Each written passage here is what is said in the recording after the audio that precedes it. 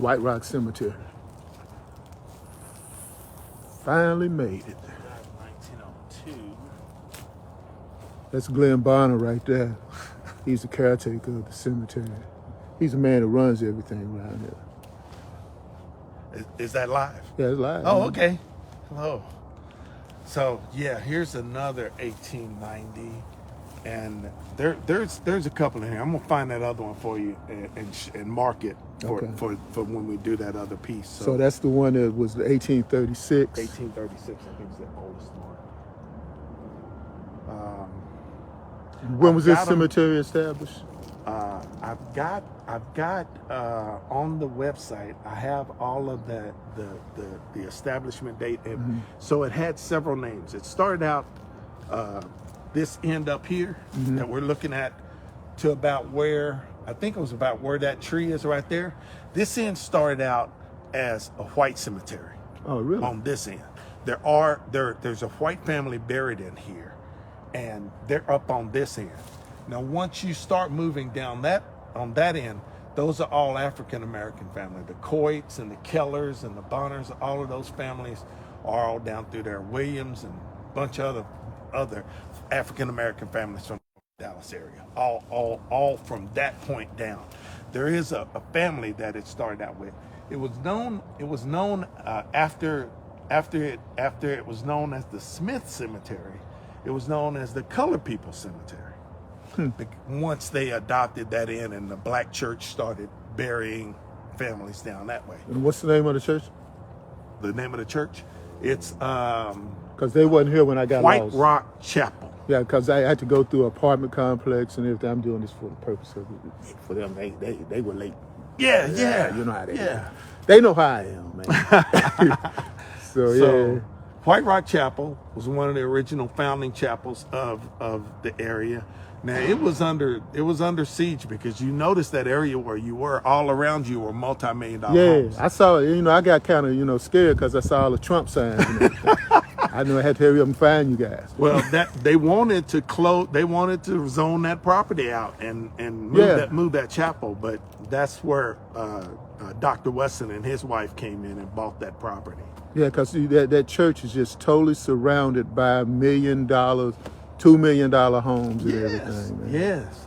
So yeah, that was one of it. So you had to go in front of the church, down that road, cross over the creek, and come in through the back, and the road came in right here. So the creek is right about beyond where I'm pointing. The creek, you'll see a tree line right along down there. I see. That's part of it. Also on this side, if you'll notice on this side, it kind of splits up, and it's on this side as well. Just beyond these buildings here, there's a creek there also. You cruised right up next to it. As a matter of fact, where you came into the cemetery, there's a bridge on that other side you'll see that crosses over that creek. Okay. Yeah. And that's White Rock Creek. White Rock Creek. Yeah. Okay. So, Now, I remember years back, I came over here pretty much in the vicinity of Montford and Alpha Road. There used to be a family that farmed over there. yes. So the Bonners, the Turners, there were quite a few families that farmed. That was 1980. Yeah. They were still in this area. And I was telling people that was called Alpha, Texas. Yes, Alpha, and most of the families that lived in there, like some of them are buried. Walter Scott, they farmed right up here, so he's buried over here. Of course, Anderson Bonner, his farmland was up close to Coit and in that area down there, where 635 goes all the way down to Forest Lane. Right. Most of that land was all his sharecropping and farmland. The Coit family and a couple other families in here all have the Kellers of Keller Springs. Right. And see, a lot of people don't realize that when we talk about Keller Springs, that was named after a black man. Yes. And that's the reason why I'm up here now, so people can understand and know that history. There was on the Keller property, there was a spring. It's still there. It's a spring. It's spring water, fresh water coming out of the ground. And that's why they chose, it was on Keller's property. And Mr. Keller used to let everybody who needed water, He was part of the reason that people in this area could get fresh water, because he would let them use his springs. That's environmental justice right there, man. Yes, sir. Environmental justice. Environmental justice. Some beautiful right there. history, and it's We can't lose that history, Brother we Bond. gotta keep it. I'm on my kids and my kids' kids and other family members. Every year I'm on them. I'm like, look, y'all, this is our responsibility. If we let it go, just like they tried to do it before, they'll close the walls down and move everybody out of here and move them somewhere else. Yeah, just like they did at Freedman Cemetery. That's what I was saying when we first started talking earlier.